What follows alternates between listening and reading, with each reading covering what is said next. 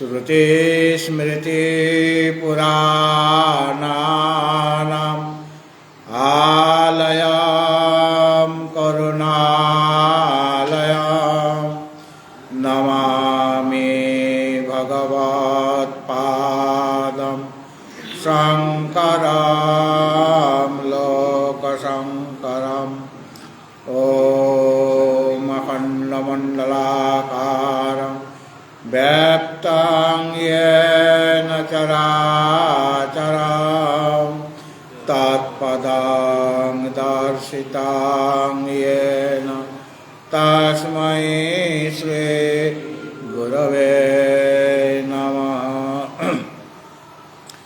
मंचे उपविष्ट सन्यासीवृंद, उपस्थित गीता प्रेमी भक्तजन एवं आमार जननी और भगिनीगण, सायंकालीन ज्ञानसत्रे आमादेर आलोच्य विषय श्रीमद् गीतार दशम अध्याय विभूति योग। ए विषये आलोचना करार पूर्वे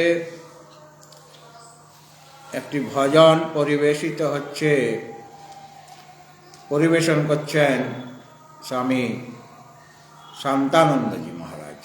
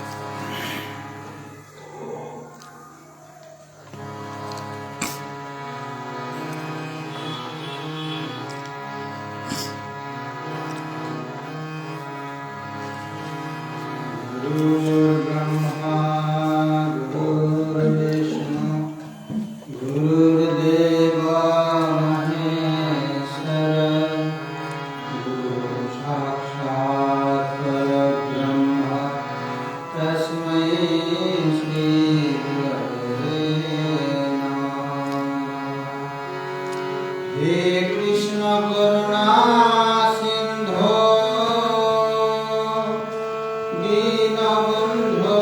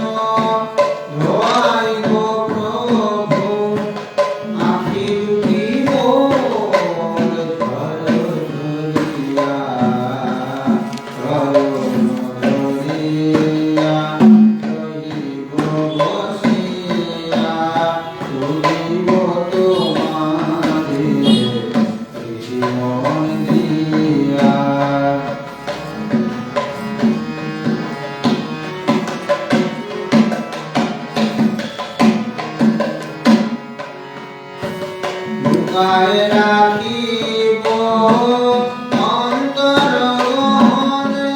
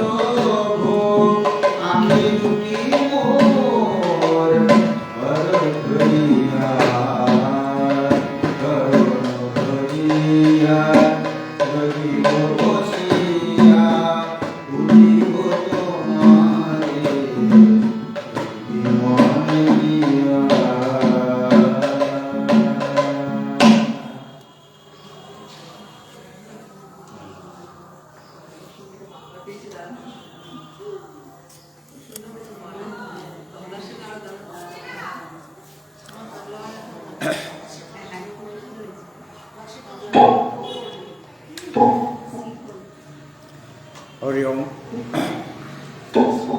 হরি ওম। ভগবত ভক্তজন, আমরা প্রথমে শ্রীমদ্ ভগবদ গীতার ১১ অধ্যায় বিশ্বরূপ দর্শন যোগ ২৬ নম্বর শ্লোক থেকে ৫টি শ্লোক সমবেতভাবে পাঠ করব। ওম নমো ভগবতে বাসুদেবায়।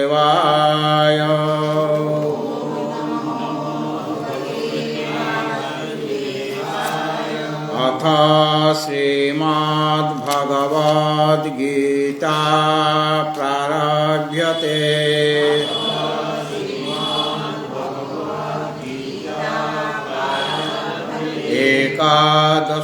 একাদশোऽধ্যায়ः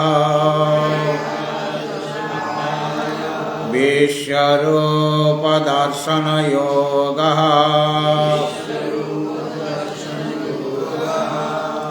अर्जुन उवाच 26 থেকে। अमी च त्वां धृतराष्ट्रस्य पुत्रः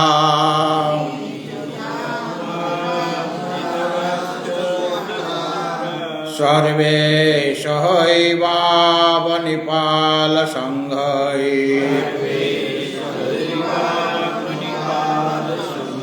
भीष्मो द्रोणासुतपुत्रस्तथासौ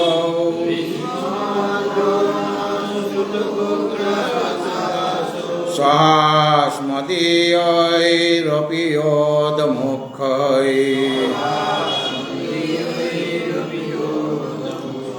वक्त्राणि ते त्वरमाणा विशान्ति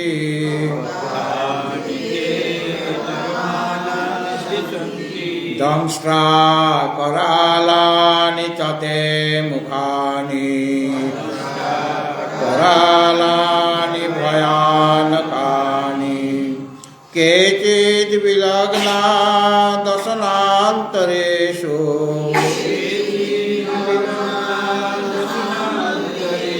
संदृश्यन्ते चूर्णितैरुत्तमाङ्गैः यथा नदीनां बहवोऽम्बुवेगः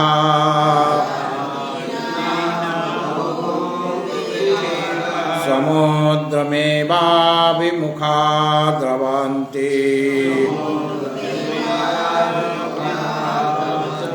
तथा तवामि नरलोकवीरा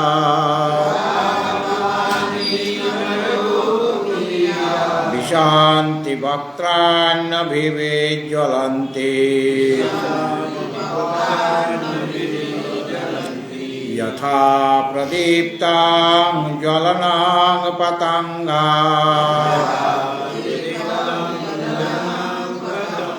विशान्ति नाशाय समृद्धवेगः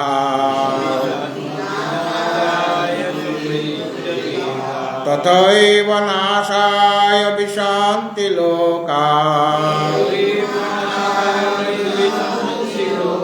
तवापि वक्त्राणि समृद्धवेगः निलीहसे ग्रसमाना समन्तात् लोकान् समग्रान् वदनैर्जलद्भिः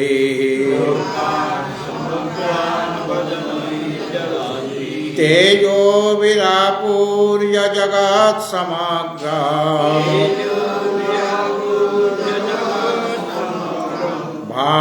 भाषास्तवोग्रा प्रतपन्ति विष्णो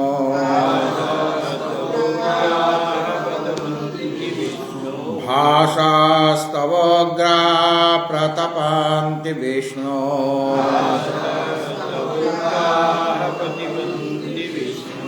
ओम श्री कृष्णार्पणमस्तु।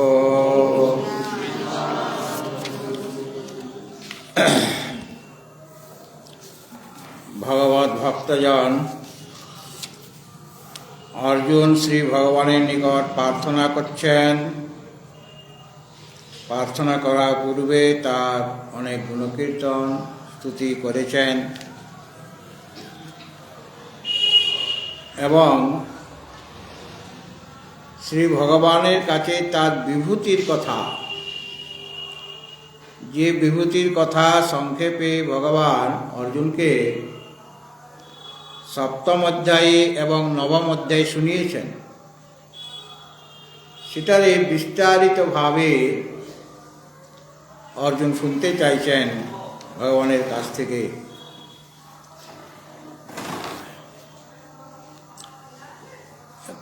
15 নম্বর শ্লোক অব্দি হয়েছিল বোধহয়, তাই না? 16 নম্বরটা দেখুন। ভক্তো মারাস্য শেষেণ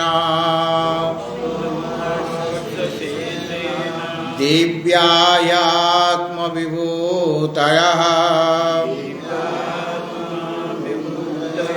ইয়াভির্বিভূতিভির্লোকাन् ত্বং ব্যাপ্যতিষ্ঠসি।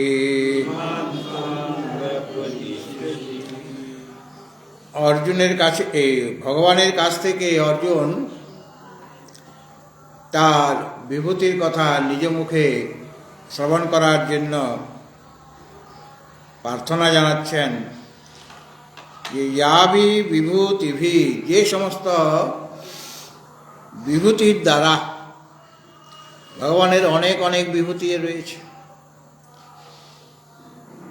যে সমস্ত বিভূতির দ্বারা তম ইমান লোকান ব্যাপ্যতিষ্ঠসি, তুমি ইমান লোকান এই লোকসমূহ ব্যাপ্যতিষ্ঠসি ব্যপ্ত করে অবস্থান করছে। সমস্ত লোকে এই জগৎ প্রপঞ্চে যা কিছু আছে চরাচরাত্মক জগৎ, সেই সমস্ত কিছুকে ব্যপ্ত করে তুমি তিষ্ঠসি মানে অবস্থান করছ। সেগুলি হলো দিব্যাহা মানে অলৌকিক, অপ্রাকৃত। সাধারণ ব্যক্তিগণ তার বিভূতির কথা বুঝতে পারেন না, এই জন্য দিব্য। এবং আত্মবিভূতয়, তোমার আত্ম বিভূতি সকল অশেষেণ মানে সম্পূর্ণ রূপে তুমি আমাকে বলো। যদি বলেন ভগবান যে আমাকে কেন বলতে হবে, এই জন্য বলছেন যেহেতু হি বক্তুম আর হাসি, তুমি একমাত্র তোমার যে বিভূতি, সেই বিভূতির কথা অবগত তো আছোই, আমাকে বলতে পারবে যথাযথভাবে, নিঃশেষ রূপে, পূর্ণরূপে। ভগবৎ স্বরূপ প্রাপ্ত করাই আমাদের জীবনের লক্ষ্য। তাকে লাভ না করলে মোক্ষ লাভ হবে না।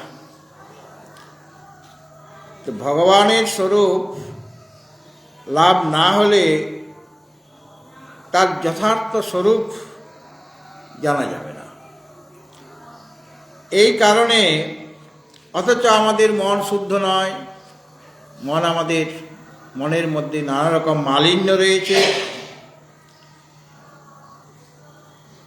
সাক্ষাৎভাবে আমরা তার স্বরূপটিকে বুঝতে পারছি না। এই কারণে যারা মন্দবুদ্ধি, ভগবৎ স্বরূপ অত সহজে যারা অবগত হতে পারছেন না, তাদের জন্য ভগবানের যে বিভূতি, সেই বিভূতি যদি তারা ধ্যান করে, চিন্তন করে, সে ধ্যান করে তাদের মনটি একাগ্র হবে, মানে চিত্ত শুদ্ধ হবে। ভগবানের যে বিভূতি রয়েছে, বিভূতি সকল রয়েছে, সেইগুলি ধ্যান করলে মন আমাদের একাগ্র হবে। যারা মন্দবুদ্ধি তাদের মন একাগ্র হবে, এবং মন একাগ্র হলে শ্রী ভগবানের স্বরূপটিকে অবগত হতে সক্ষম হবেন। এটা একটা পদ্ধতি, যে মনকে শুদ্ধ করার প্রসেস। কিভাবে মন শুদ্ধ হবে? ভগবানের বিভূতির কথা তুমি ধ্যান করো, চিন্তন করো। আর ভগবানের যে বিভূতি সেটা তার থেকে ভিন্ন কিছু নয়। তিনি এই সমস্ত লোকে তৎ রূপে বিরাজিত হয়ে আছেন। সুতরাং তুমি তোমার যে বিভূতি সেইগুলি আমাকে বলো। মানে যেহেতু অর্জুন সমস্ত মানবের প্রতিনিধি, মানবগণের মধ্যে উত্তম, মধ্যম, মন্দ রয়েছে। মন্দ মানে একেবারে সে যে খারাপ তা নয়, মানে তার মনটা কেন শুদ্ধ হয় না, কিন্তু ভগবৎ স্বরূপ লাভ করার যথেষ্ট ইচ্ছা রয়েছে, অথচ সেই বিষয়ে তার এখনো যোগ্যতা হয়নি, তার হলেন মন্দ। কাজেই যারা যেরকম স্তরে রয়েছেন সেই স্তর থেকে ভগবান তাদেরকে অন্য উপরের স্তরের দিকে নিয়ে যাবেন। সুতরাং যারা মন্দবুদ্ধি তারা কিভাবে আপনাকে লাভ করবে, আপনার স্বরূপ জানবে, তাদের কিভাবে আত্মসাক্ষাৎকার হবে, তার জন্য ভগবানের বিভূতির ধ্যান করতে হবে। বিভূতির ধ্যান মানে ভগবানেরই ধ্যান, এবং তার দ্বারা মন একাগ্রচিত্ত হলে মন একাগ্র হলে তারপরে সে অনায়াসে ভগবানের সাক্ষাৎকার করতে পারবেন। এবং ভগবানকে নিজ মুখে এই কথা বলতে হবে, কেননা অন্যান্য যারা দেবর্ষিগণ, মহর্ষিগণ, ঋষিগণ রয়েছেন তারা আপনার যথাযথ স্বরূপ মানে আপনার সমস্ত বিভূতির কথা তারা তো জানেন না। আপনি যেভাবে জানেন সেটা অন্যরা সেইভাবে বলতে পারবে না। কাজে আপনি নিজ মুখে আপনার বিভূতি সকলের কথা বর্ণনা করুন, আমাকে উপদেশ দিন। এইভাবে অর্জুন অনুরোধ করছেন বা প্রার্থনা জানাচ্ছেন ভগবানকে। বক্তুম অধস্য শেষেন দিব্যা হ্যাত্মবিভূতয়ঃ ইয়াভির বিভূতিভির লোকান ইমাং স্ত্বং ব্যাপ্য তিষ্ঠসি। ত্বং মানে তুমি, কীরকম তুমি সেটা অর্জুন পূর্বের শ্লোকে বলেছেন। তিনি পুরুষোত্তম, তুমি ভূত ভাবন, তুমি ভূতেশ দেবদেব জগৎপতে, আরও অনেক কিছু বলেছেন। কেশব তুমি ভগবান, এই যে নানা রকম সম্বোধন করেছেন। এবং অর্জুন যে বলেছেন পরং ব্রহ্ম পরং ধাম পবিত্রং পরমং ভবান পুরুষং শাশ্বতং দিব্যম আদি দেবম অজম। এইভাবে ভগবানের স্তুতি করেছেন, সম্বোধনের মাধ্যমেও স্তুতি করেছেন। তো ত্বং মানে ত্বং মানে তুমি মানে তুমি পুরুষোত্তম, তুমি ভূত ভাবনম, সমস্ত ভূতের উৎপাদক, তুমি সমস্ত প্রাণীর উৎপাদক, তুমি ভূতেশ, সমস্ত প্রাণীকে তুমি নিয়ন্ত্রণ করছ, তুমি দেবতারও দেবতা মানে তাদেরও তুমি কারণ, দেবতারও দেবতা তুমি, দেবাদি দেব। এবং তিনি সমস্ত জগতের প্রতি মানে পালনকর্তা। এমন যে তুমি, সেই তুমি ইয়াভি বিভূতিভি, যে সমস্ত বিভূতি সকলের দ্বারা। শ্রী অর্জুন জানেন যে ভগবানের বিভূতি কম নয়, কেননা সপ্তম এবং নবম অধ্যায়ে তিনি ভগবানের শ্রীমুখ থেকেই তার যে বিভূতি সংক্ষেপে শুনেছেন। তো এটাই সপ্তম এবং নবম অধ্যায়ে যেটুকু বলেন সেটাই শেষ কথা না, আরও অনেক অনেক বিভূতি তার রয়েছে। সুতরাং ওই তোমার যে বিভূতি, যে সমস্ত বিভূতির দ্বারা মানে তোমার যে মহিমা, তোমার যে মাহাত্ম্য, তুমি যে সমস্ত ভাবের মধ্যে, যে সমস্ত পদার্থের মধ্যে তোমার বিশেষ ভূতি মানে প্রকাশ রয়েছে। তিনি তো সব কিছুর মধ্যে রয়েছেন, স্থাবর অস্থাবর সমস্ত কিছুর মধ্যে রয়েছেন, কিন্তু কিছু কিছু এমন পদার্থ রয়েছে যার মধ্যে তার বিশেষ প্রকাশ। অশ্বত্থ গাছের মধ্যে বিশেষ প্রকাশ, সূর্যের মধ্যে তার বিশেষ প্রকাশ, চন্দ্রমার মধ্যে তার বিশেষ প্রকাশ, বিল্লবৃক্ষের মধ্যে তার বিশেষ প্রকাশ, তুলসী বৃক্ষের মধ্যে তার বিশেষ প্রকাশ। তাহলে বিশেষ বিশেষ প্রকাশ তোমার রয়েছে। কোন কোন পদার্থের মধ্যে তুমি বিশেষভাবে প্রকাশিত হয়ে আছো।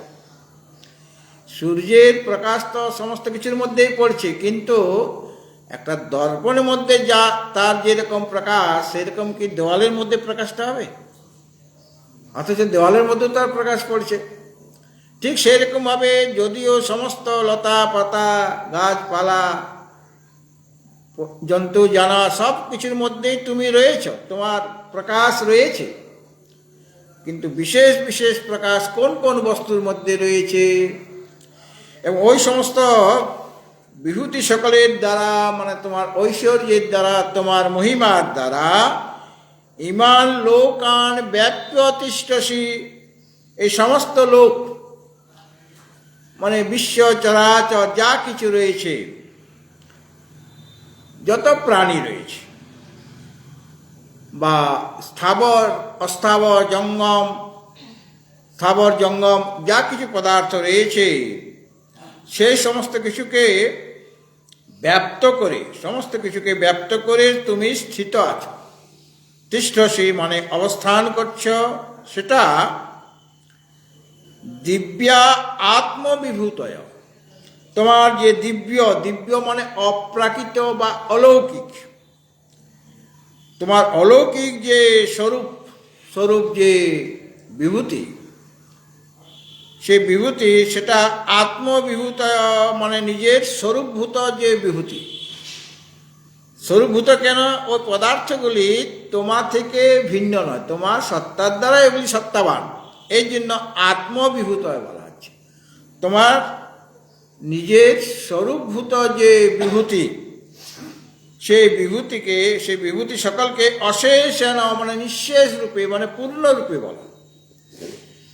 ভগবান অনেক অনেক পদার্থের মধ্যে বিশেষভাবে প্রকাশ পাচ্ছেন, পূর্ণরূপে বলা সম্ভব নয়।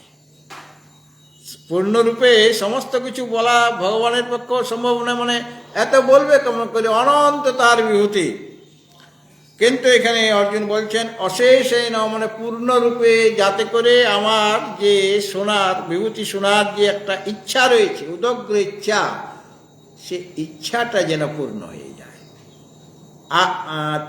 এবং যদিও তুমি সপ্তম নবম অধ্যায়ে সংক্ষেপে তোমার বিভূতির কথা বলেছ, ভগবান বলতে পারেন আমি তা আমার বিভূতির কথা ওই দুটো অধ্যায়ে বলেছে ঠিকই, কিন্তু আরও শুনতে ইচ্ছা করে, আপনার কথাগুলি অমৃতের মতো মনে হচ্ছে। কারো কথা যদি শুনতে ভালো লাগে, তাকে তখন অনুরোধ করা হয় যে আপনি আরেকটা বলুন। কেউ গান করছেন, গানটা শুনে আপনার খুব ভালো লেগেছে, অনেকগুলি গান গিয়েছেন, 4-5টা গান গাওয়া হয়ে গিয়েছে, তারপরেও শ্রোতৃমণ্ডলী আবার অনুরোধ জানায় কিনা যে আরেকটা মহারাজ যদি করেন, হ্যাঁ আরেকটা করুন। সকলেই অনুরোধ করছে, কেন? তাদের খুব ভালো লেগেছে। সেরকমভাবে অর্জুনের খুব ভালো লাগছে কথাগুলি, এই বিভূতি, সমস্ত কথাই তার ভালো লাগছে, আর বিভূতির কথাটাও ভালো লেগেছে, যেটা পূর্বে 2টা অধ্যায়ে বলেছেন। সুতরাং আরও তিনি শুনতে চান, কেননা যতই শুনছি ততই আমার শোনার যে ইচ্ছা প্রবল হচ্ছে। আপনার কথাগুলি মধুর লাগছে, ভগবানের সব কথাই মধুর, তার সমস্ত অঙ্গ প্রত্যঙ্গই মধুর। মধুরাষ্টকম একটা স্তোত্র আছে, অদরং মধুরং বদরং মধুরং নয়নং মধুরম, সব কিছুই তার মধুর। এবং তিনি যে নাচ করছেন, গান করছেন, সব কিছুই তার মধুর। আর তিনি যখন বংশীধ্বনি করেন, সেই বংশীধ্বনিও তো মধুর। সেই ধ্বনি শ্রবণ করে গোপীগণ মানে আকৃষ্ট হয়ে যাচ্ছে।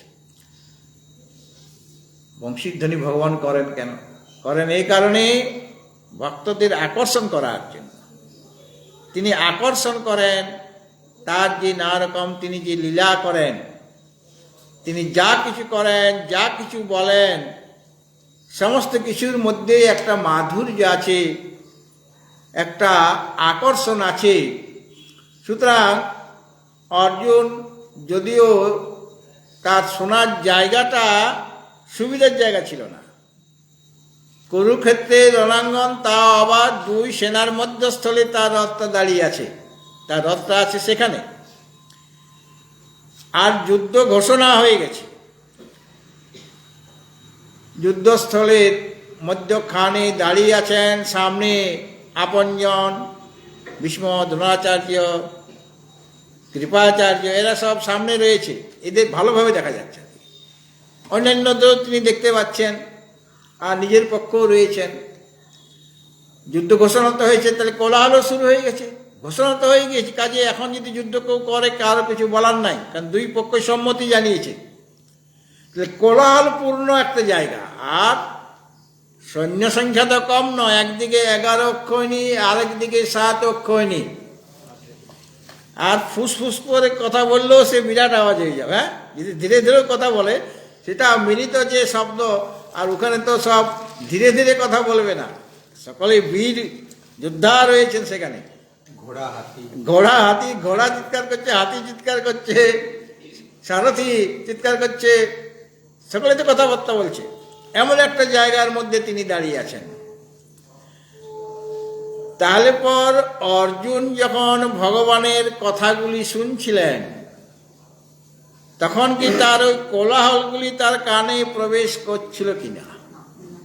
হ্যাঁ, কোনো কোলাহল নাই, কোলাহলের মধ্যেই তিনি রয়েছেন, অথচ কোনো আওয়াজ তার কানে প্রবেশ করছেন, এত মনোযোগ সহকারে তিনি শুনছেন।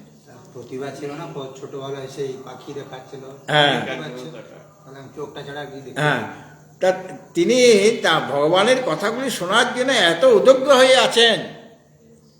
তিনি গুরু, তিনি গোবিন্দ, গোবিন্দ কথা বলছেন, গুরু রূপে কথা বলছেন, কাজে কোনো কোলাহল তার কানে প্রবেশ করছে না। আর ভগবানের কথাগুলি তার খুবই মানে ভালো লাগছে, খুব মধুর লাগছিল। যখন বকাঝকা করছেন, প্রথম উপদেশই তো বকাঝকা শুরু করে দিলেন। অসচ্যানন্ন শৌচাস্তং প্রজ্ঞাবাদাংশ ভাষসে গতাসু না গতাসুংস নানু শৌচন্তি পণ্ডিতা। এটা বিরাট বকুনি হয়ে গেছে। পণ্ডিতদের মতো কথা বলছে আর বোকার মতো কাজ করছে। এই কথা যদি আপনাকে বলা হয় যে শিক্ষিত ব্যক্তি, আপনি শিক্ষিত ব্যক্তির মতো কথাও বলছো, কিন্তু কাজগুলি আপনার মূর্খের মতো হচ্ছে, এরকম কাউকে বললে সে রেগে যাবে কিনা? অর্জুনকে রেগে গেল। সেই বকুনিটাও অর্জুনের কাছে মধুর লাগছে। তিনি বকেছেন ভগবান। মাতা পিতার বকুনি ভালো লাগে শুনতে, কিন্তু অন্য কেউ যদি ওই কথাটাই বলে রেগে ফায়ার হয়ে যাবে, তাই না? আর মা বাবা যদি একটা মেরেও দেয়, থাপ্পড়ও দেয়, যদি একটু লাঠির আঘাতও করে, মা মা মেরেনো মেরেনো, ব্যথা করছে ব্যথা করছে, তোমাকে আবার মালিশ করতে হবে, তোমাকে আবার ওষুধের জোগাড় করতে হবে, এরকম। কিন্তু মা মারছে যাতে করে তার কষ্ট নয়, এমনভাবে মা মারে আর কি। তো গুরুর যে বকুনিওটা মধুর, কিন্তু আরেকজন গুরু ভাই ওই কথা বলে দিলে তখন তো আমি সেটা সহ্য করতে পারবো না। সুতরাং অর্জুনকে যে বকুনি দিচ্ছেন সেটাও অর্জুনের কাছে মধুর লাগছে। হ্যাঁ, যেটা যেটা শোকের অযোগ্য বিষয়ে তুমি শোক করছো, যেটা মূর্খের কাজ করছো।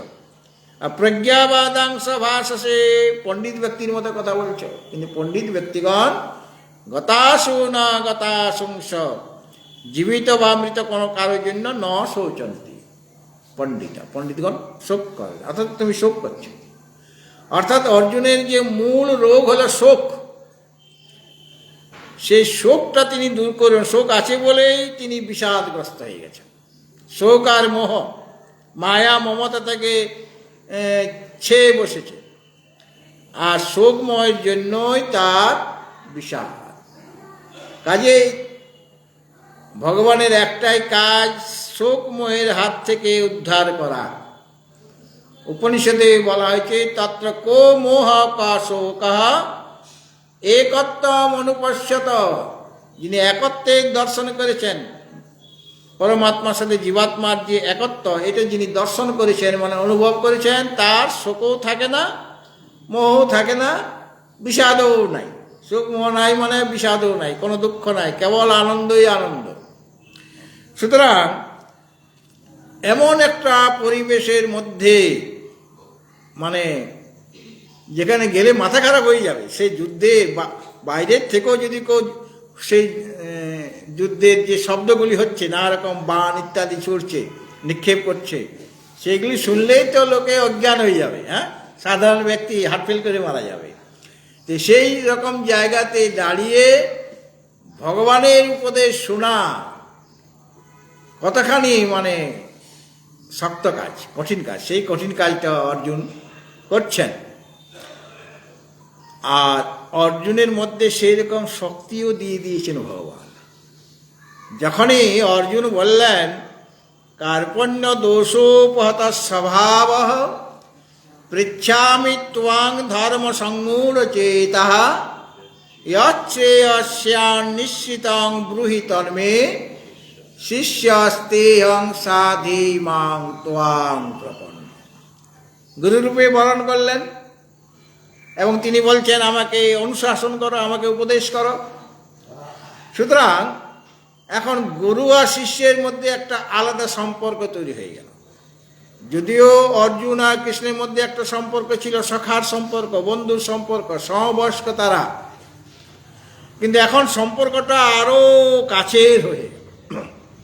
এখন সম্পর্কটা কিসের? গুরু শিষ্যের সম্পর্ক হয়ে গেল। গুরুদেব একটা কথা বলতেন যে একজন মা সে প্রতিদিনই পাঠ প্রবচন শুনতে আসে, প্রণাম প্রণাম করে, সব কিছু করে, কিন্তু সে এখনো দীক্ষিত নয়, মানে দীক্ষা নেয়নি। অনেকদিন পর সেই মায়ে গুরুদেবের কাছ থেকে দীক্ষা নিলেন। দীক্ষা নেওয়ার পর, বাবা কেমন আছেন, আপনার শরীরটা একটু খারাপ লাগছে, আপনি কি খাবেন বলুন। অন্য কোনোদিন জিজ্ঞাসা করে না, এখন জিজ্ঞাসা করছে। এখন যেহেতু সে শিষ্যা হয়ে গিয়েছে, এখন গুরুর সাথে সম্পর্কটা মধুর হয়ে গিয়েছে। আর গুরুদেবের একটুখানি যদি মানে মন খারাপ করে বসে থাকে, গুরুদেব অনেক সময় বসে থাকে, তো মুখে হাসি নেই। বাবা কি হলো আপনার, আপনি সাধু বাবা, আপনি আমার গুরুদেব, আপনি চিন্তা করলে আমাদের কি হবে। এইভাবে একটা মধুর সম্পর্ক গড়ে ওঠে। তো অর্জুনের সাথে ভগবান শ্রীকৃষ্ণের একটা মধুর সম্পর্ক, একটা নতুন সম্পর্ক গড়ে উঠেছে। আর গড়ে ওঠাতে ভগবানের কাজ, গুরুর কাজ হচ্ছে ওই বিষাদগ্রস্ত যে অর্জুন, তাকে বিষাদের ঊর্ধ্বে নিয়ে যাওয়া, এবং তার মধ্যে যত রকমের সংশয় সন্দেহ হয়েছে সে সন্দেহমুক্ত করা, এবং আমার কথাগুলি, আমি যে কথাগুলি বলবো সেটা যেন অর্জুন মানে আমার শিষ্য বুঝতে পারে। তো সেরকম তাকে শক্তি দিতে হবে কি না, ভগবানের কথাগুলি শোনার জন্য, যেমন বিশ্বরূপ দেখার জন্য দিব্য চক্ষু দিয়েছিলেন। আর গুরুরূপে ভগবান যখন যে কথাগুলি বলবেন, যে উপদেশ দেবেন, সেটা অনুধাবন করার মতো, সেটা প্রথমত বুঝতে পারা এবং সেটা পালন করা, দুইটা শক্তি লাগবে। একটা গ্রহণ করা, আর গ্রহণ করে সেটাকে পালন করা, এই দুইটা শক্তিটাকে দিলেন যাতে করে অর্জুন এটা আমার কথাগুলি, আমার উপদেশ ভালোভাবে বুঝতে পারে এবং সেটা নিজের জীবনে পালন করতে পারে। সেরকম ক্ষমতা, সেরকম শক্তি সঞ্চার করলেন, গুরু শক্তি সঞ্চার করলেন। আর সঞ্চার করার পরে তার আর কোলাহল কানে যাচ্ছে না। তার সেরকম ভগবান যেমন সদ্গুরু, সেরকম অর্জুন সৎ শিষ্য হয়ে গেলেন। এই জন্য অর্জুন এখানে বলছেন, তুমি আমাকে অশেষে মানে নিঃশেষ রূপে, শিষ্য সবসময় চায় গুরুদেব যা জানেন সব আমাকে বলে দিন, হ্যাঁ, কিন্তু গুরুদেবও একটুখানি রেখে দেয়, সবটা দিয়ে দেয় না, একটুখানি রেখে দেয়। কেন রেখে দেয়? যে নাই তো গুরু মারা বিদ্যা হয়ে যাবে, এমনভাবে। কিন্তু সেটা সে পেয়ে যায় পরে। এই জন্য বলছেন অশেষ মানে পূর্ণরূপে বলুন, যাতে করে আমার যে আগ্রহ তোমার বিভূতি জানার জন্য, কিভাবে আমি ধ্যান করব তোমার,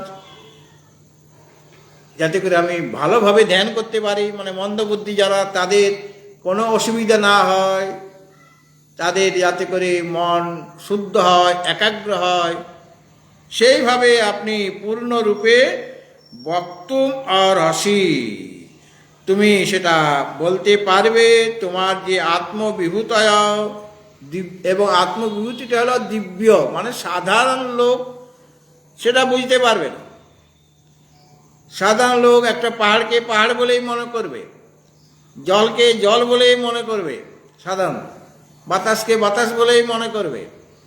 কিন্তু অসাধারণ ব্যক্তি সে মনে করবে এই গাছটার মধ্যেও তিনি আছেন, আর ফুলটার মধ্যেও তিনিই আছেন, জলের মধ্যেও তিনিই আছেন, আর মাটির মধ্যেও তিনি আছেন।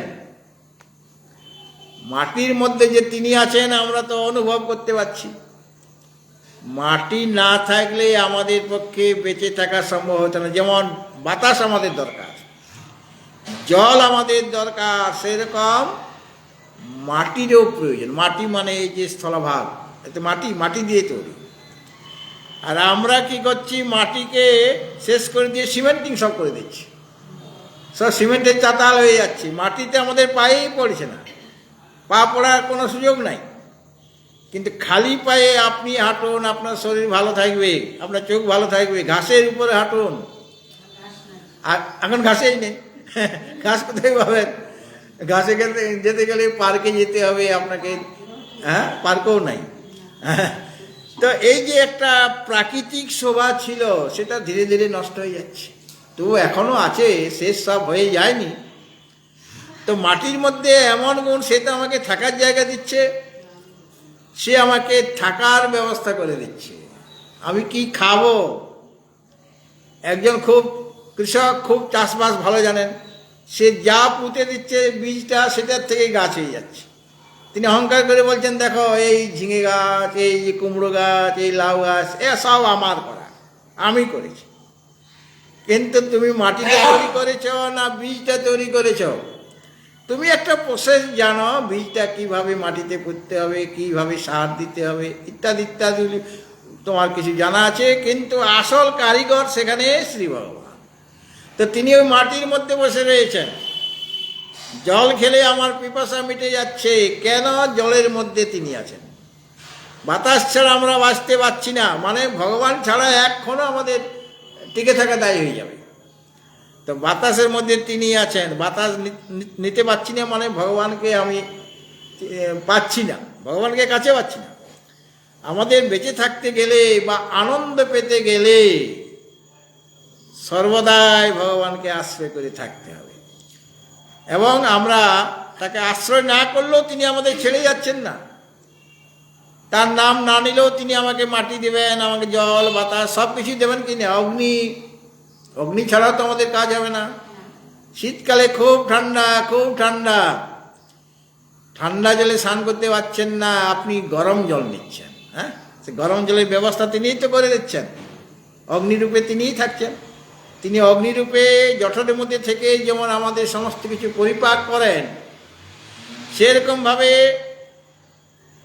খাদ্য তৈরি করার জন্য যে অগ্নির প্রয়োজন, সে অগ্নিরূপে জলের মধ্যে প্রবিষ্ট হয়ে তিনি আমাদের অন্নগুলি তৈরি করে দিচ্ছেন, মানে ডাল ভাত তরি তরকারি ইত্যাদি, সেগুলি তিনি তৈরি করছেন কিনা। তাহলে অগ্নিরও প্রয়োজন। আর ঠান্ডার মধ্যে আমার ঘুম আসছে না, আপনি লেপ কম্বল গায়ে দিচ্ছেন, মানে শরীরটাকে গরম করছেন। তা আমরা বলি গরম কম্বল, গরম চাদর বলি কিনা। তো চাদরে হাত দিয়ে দেখলে আপনার কি গরম লাগবে? চাদরে যদি হাত দেন, কম্বলে হাত দিলে কম্বলটা কি গরম লাগবে? অথচ আপনারা বলেন গরম চাদর, এটা গরম কম্বল। আসলে আমার শরীরের মধ্যে যে তাপটা রয়েছে, ওগুলি গায়ে চাপা দিলে সেই তাপটা আর বাইরে বেরিয়ে যেতে পারছে না। শরীরের মধ্যে আমার তাপ আছে, সেই তাপটাকে ওরা মানে বাইরে পাঠাচ্ছে না, বাইরে চলে যেতে পারছে না, এই জন্য শরীরটা গরম হয়ে যাচ্ছে, আপনার ঘুমটি ভালো হচ্ছে। সুতরাং সব কিছুর আমার প্রয়োজন। এইগুলি ভগবানের বিভূতি। তিনি সূর্যের মধ্যে আছেন, চন্দ্রমার মধ্যে আছেন, অগ্নির মধ্যে আছেন, জল স্থল সব কিছুর মধ্যে রয়েছেন। তার এমন প্রকাশ, তিনি এমনভাবে সমস্ত কিছুকে ব্যক্ত করে রয়েছেন যে তাকে ছাড়া আমরা কিছুই করতে পারি না। আমরা চোখ মেলে দেখছি, কাকে দেখছি? তাকেই দেখছি। একটা গাছকে দেখছি, গাছের মধ্যে তিনি রয়েছেন। একটা লতাকে দেখছি, লতার মধ্যে তিনি রয়েছেন। সমস্ত কিছুর মধ্যে তিনি রয়েছেন। আর সমস্ত প্রাণীর মধ্যে তো আছেনই। এমনকি যেটাকে আমরা জড় পদার্থ বলে মনে করছি, যারা এক জায়গা থেকে আরেক জায়গায় যেতে পারে না, তাদের মধ্যেও তিনি আছেন। তারাও কাজ করছে, তারা নানা রকম আমাদের সাহায্য করছে। একটা পাথর জড় পদার্থ বলে মনে করছিস, কিন্তু পাথরটাকে আমাদের কোনো কাজে লাগে না। পাথর না থাকলে এই বিল্ডিং হবে কেমন করে? হ্যাঁ, তো এই বিল্ডিং করার জন্য ভগবানের প্রয়োজন, তিনি পাথর হয়ে বসে আছেন ওখানে। অতএব তোমার বিভূতি অনন্ত।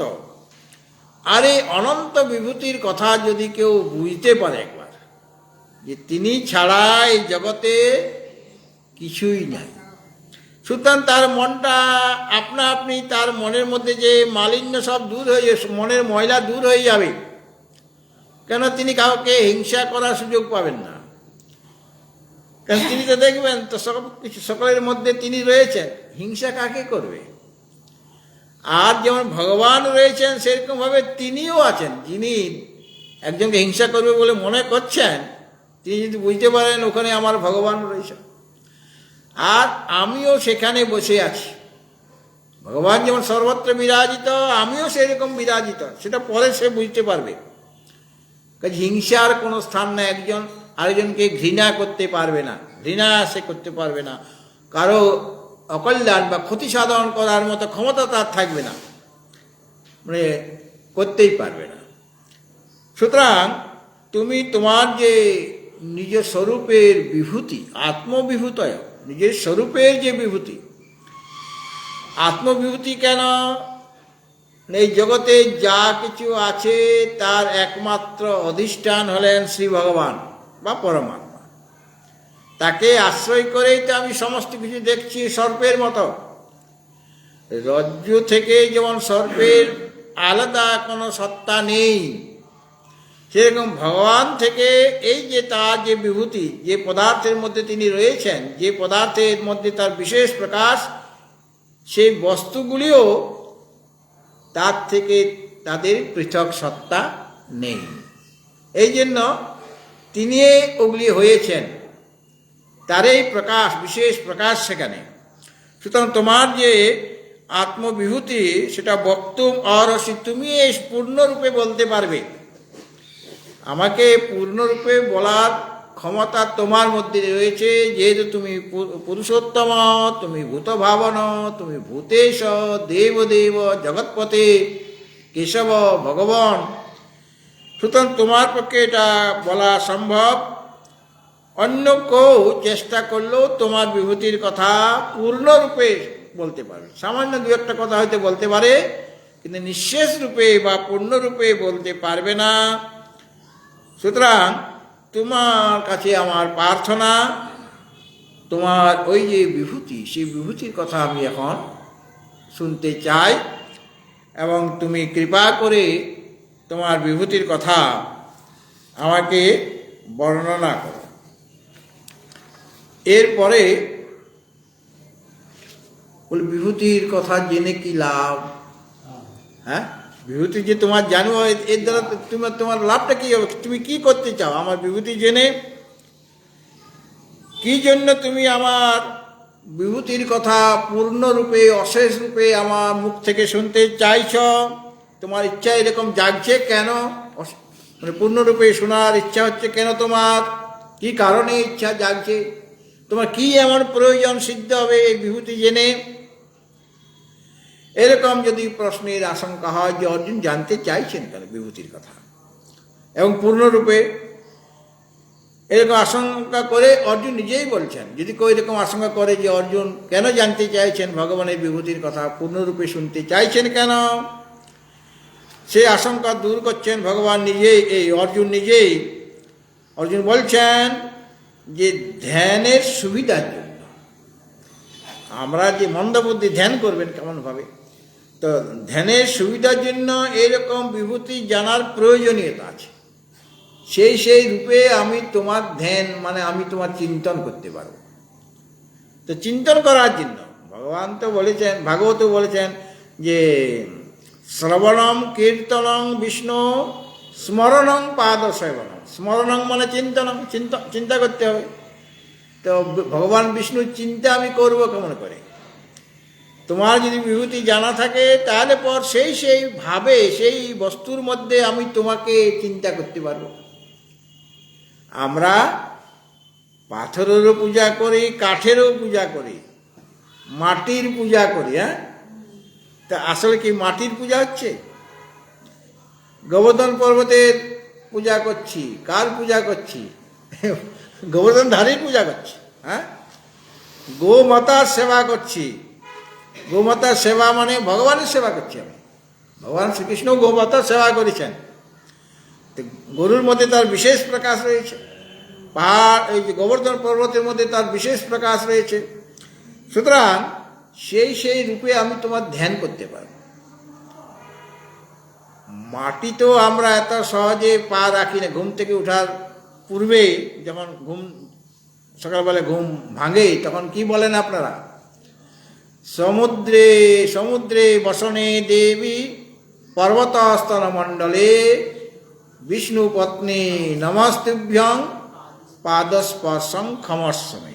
আমি পা স্পর্শ করবো, তুমি আমাকে ক্ষমা করো।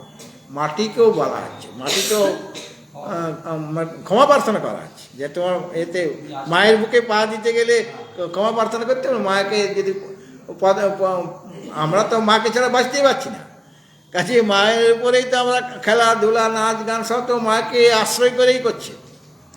গঙ্গায় স্নান করবেন, স্নান করার আগে গঙ্গার আগে প্রণাম করছেন গঙ্গা মা। হ্যাঁ, গঙ্গা গঙ্গেতি যো ব্রীয়াৎ যোজনানাং শতৈরপি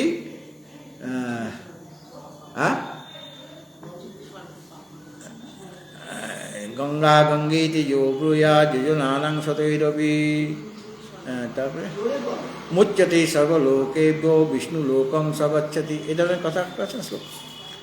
বা আরও যে স্তব আছে, তারপর গঙ্গা জল নিয়ে আপনি নিজের মাথায় দিলেন, আগেই চরণ স্পর্শ করছেন না। তো ভগবত ভক্তজন তো এটা ধ্যান করার জন্য, যাতে আমি তোমার চিন্তন করতে পারি। কারণ চিন্তন করা, যদি চিন্তন করতে হয় তাহলে ভগবানের চিন্তন করো। আমরা তো চিন্তা না করে থাকতে পারি না, কোনো না কোনো কাজ আমাদের করতে হবে। শরীরটা হয়তো অলস হয়ে বসে আছে, নহি কশ্চিৎ ক্ষণমপি জাতু তিষ্ঠত্য কর্মকৃৎ কার্যতে ইহবশ কর্ম সর্বপ্রকৃতি জৈর্গুণই। কাজ না করে আমরা এক্ষণও থাকতে পারি না। শরীরটা যদি অলস হয়ে বসেও থাকে, কিন্তু ভিতরে মনের কাজ চলে কিনা? মন কাজ করে। তাহলে মনটা চিন্তা না করে থাকতে পারছে না, চিন্তন আমাকে করতেই হবে। কিন্তু কার চিন্তন করব? ভগবানের চিন্তন করো। হ্যাঁ, তো কীভাবে করবে চিন্তন? তার যদি ভগবানের চিন্তন না করো তাহলে তোমার সংসার চিন্তন এসে যাবে। আমরা চুপচাপ বসে আছি, সেই সময়ে যদি আমরা ঈশ্বর চিন্তন না করি চুপচাপ থাকা অবস্থায়, তাহলে আপনি সংসারের চিন্তন, বিষয় চিন্তন এসে যাবে। যাতে বিষয় চিন্তন না আসে, এই জন্যই তোমার ঈশ্বর চিন্তন করা দরকার। হ্যাঁ, আর সেই চিন্তনটা আমি করব কেমন করে, তার প্রসেসটা জানতে চাইছেন। যে তোমার বিভূতি আমি এই জন্য জানতে চাইছি, কোথায় কোথায় তোমার বিশেষ প্রকাশ, সেটা জানলে পর আমাদের ধ্যানের সুবিধা হবে। কার ধ্যান করব? তোমারই ধ্যান করব, কিন্তু একটা বিশেষ বস্তুকে অবলম্বন করে আমি তোমার ধ্যান করছি। এই জন্য সেই বিভূতির জানার কি প্রয়োজনীয়তা রয়েছে, সেটা অর্জুন বলছেন পরের শ্লোকে। দেখুন, সংক্ষেপে বলছি। কথং বিদ্যামহং যোগিং ত্বাং সদা পরিচিন্তয়ন কেষু কেষু চ ভাবেষু চিন্তোষি ভগবান ময়া।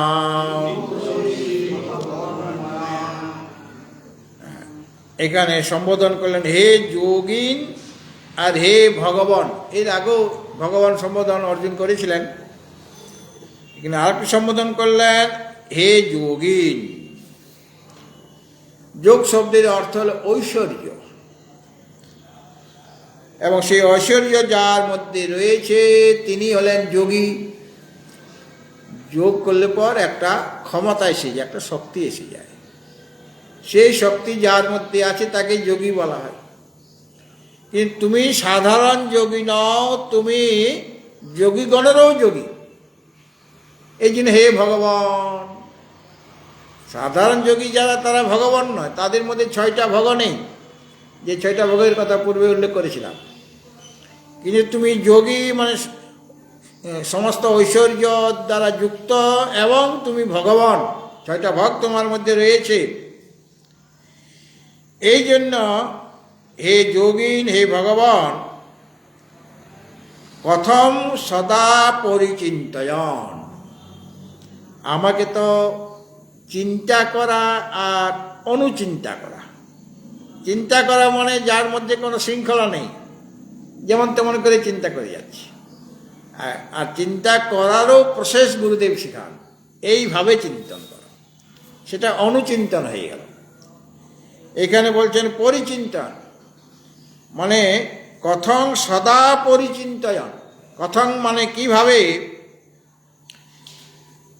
সদা পরিচিন্তন, সর্বদা পরিচিন্তন করতে করতে।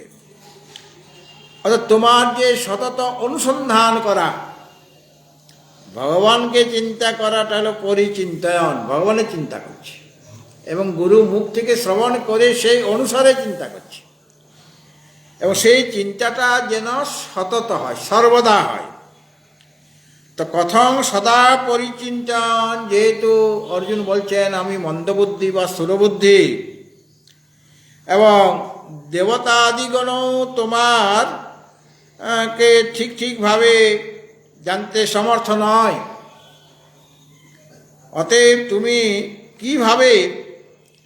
তোমার কিভাবে সর্বদা অনুসন্ধান করতে হবে, সর্বদা তোমার চিন্তন আমি কিভাবে করব।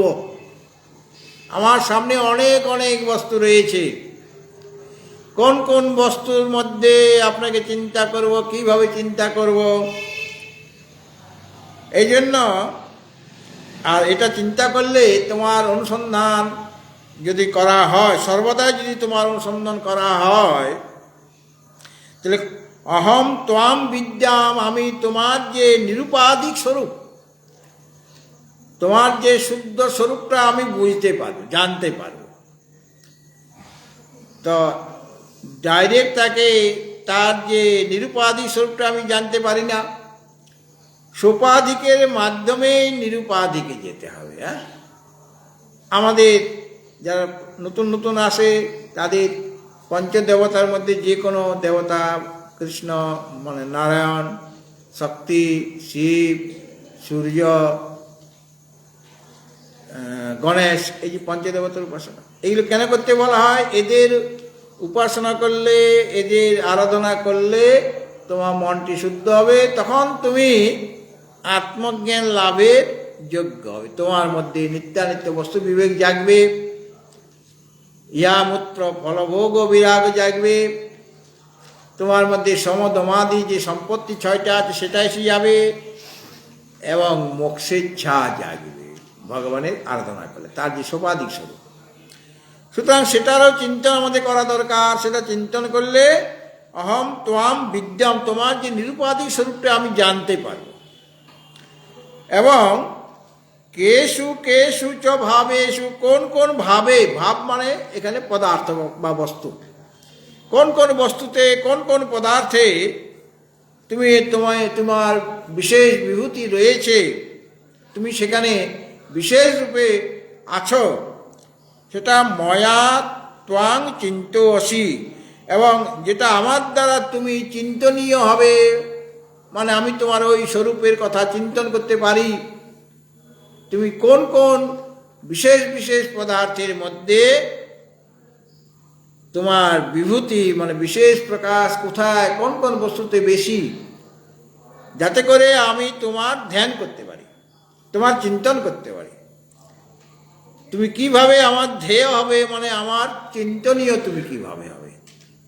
আর তোমার চিন্তন করলে কি হবে? মনের ময়লা দূর হবে, এবং আমি তোমার যে নিরুপাধিক স্বরূপটা জানার মতো যোগ্যতা লাভ করব। এই জন্য আমার ধ্যান করা দরকার, তোমার বিভূতির চিন্তন করা দরকার। এই জন্য বলি কেষু কেষু চ ভাবেষু, কোন কোন পদার্থের মধ্যে।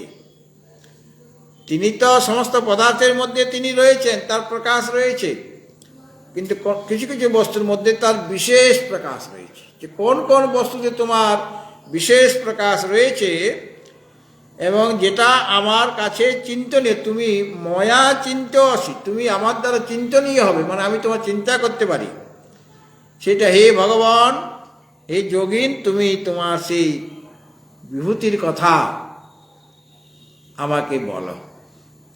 পরের শ্লোকেও অর্জুন এই প্রার্থনাই জানাবেন। এটা আবার যখন আপনাদের সামনে আসব তখন অর্জুনের প্রার্থনা আরেকটি আছে এরপরের শ্লোকটিতে, সেটি আজকে বলার সময় হবে না। তো এইভাবে ভগবানের বিভূতি আমাদেরও জানা দরকার, যাতে করে আমরা তার ধ্যান করতে পারি, ভগবানের চিন্তন করতে পারি। ভগবানের চিন্তন করাই মানে সুচিন্তন, আর সংসারে চিন্তন করা মানেই দুশ্চিন্তা, আর দুশ্চিন্তাটা দুঃখের কারণ, আর সুচিন্তাটা আনন্দের কারণ। যারা আনন্দে পেতে চান তারা সুচিন্তন করবেন, মানে ভগবত চিন্তন করবেন। সাধু সন্তদের মধ্যে এত ক্ষমতা, এত শক্তি কোথা থেকে আসে? বা যে সমস্ত ভক্তগণ সর্বদা ভগবত চিন্তন করেন তার দ্বারাই তো তারা শক্তি পায়, তাদের মধ্যে শক্তি সঞ্চারিত হয়। সুতরাং যে যত ভগবত চিন্তন করবে তার তত আনন্দ, সে তত শক্তিশালী হবেন। আর যে যত সংসার চিন্তন করবে, সংসার চলবে কেমন করে? আরে তুমি চালাবার কে? একজন তো চালাচ্ছেন, তুমি তোমার কাজ করে চলো। সংসার চিন্তন করলে দুশ্চিন্তা, সেটা দুঃখের কারণ। আর ভগবত চিন্তন করলে সেটা সুচিন্তা এবং সেটা সুখ লাভের কারণ হয়ে যায়। ভগবত ভক্তজন আমাদের সামনে রয়েছেন, তিনি আরও কয়েকদিন থাকবেন। গীতা যজ্ঞের সময়ও উনি রয়েছেন। এই কদিন তার মুখ থেকে ভজন, তাকে অনুরোধ করুন ডেলি যেন আসে, আমি না থাকলেও যেন আসেন এবং ভজন শোনান। আর ভজন শোনার জন্য বিভিন্ন জায়গায় তার ভজন শোনার জন্য পাগল হয়ে যায়।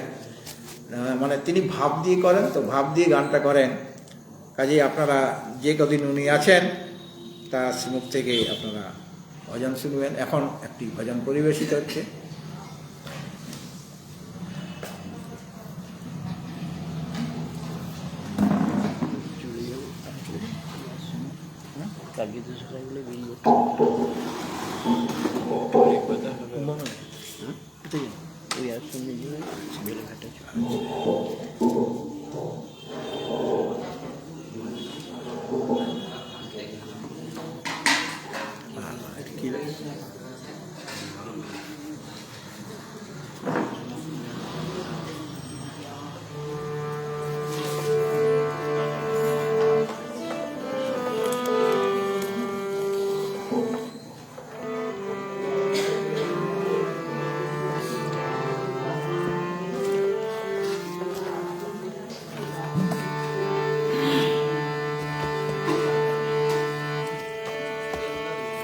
মানুষ হয়ে দিস না ব্যথা,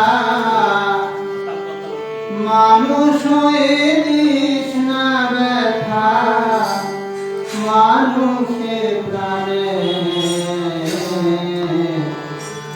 মরলে সবাই হব মাটি, একই শ্মশানে মরলে সবাই হব মাটি, একই শ্মশানে।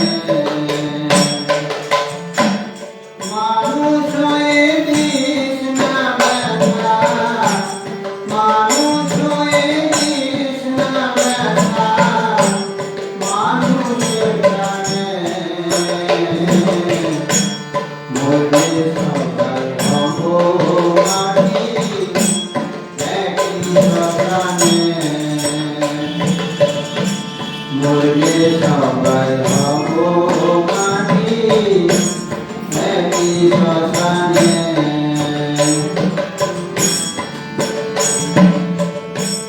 ঘরের মুখে সন্ধ্যা প্রদীপ, এই তো মানবের জীবন, আড়ালে তার অট্ট হাসি, হাসির একটু মরণ। ঘরের মুখে সন্ধ্যা প্রদীপ,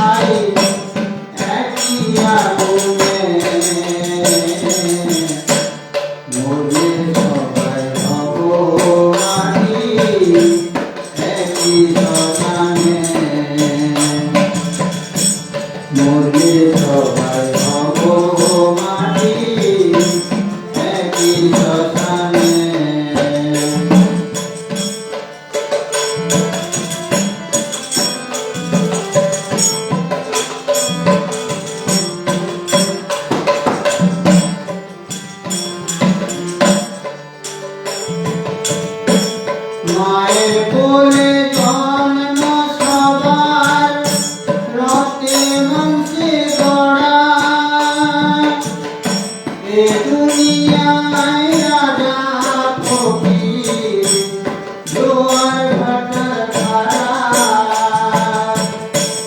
মায়ের কোলে জন্ম সবার রক্তে মাংসে গড়া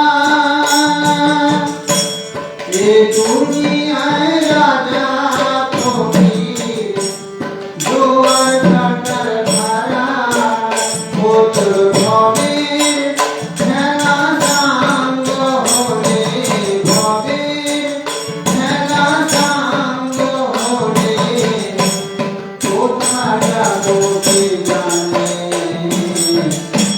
মরলে সবাই হব মাটি একই শ্মশানে মরলে সবাই হব মাটি একই শ্মশানে মানুষ হয়ে নিস না ব্যথা মানুষ হয়ে নিস না ব্যথা মানুষের প্রাণে মরলে সবাই হব মাটি একই শ্মশানে মরলে সবাই হব মাটি একই শ্মশানে মরলে সবাই হব মাটি একই শ্মশানে ওম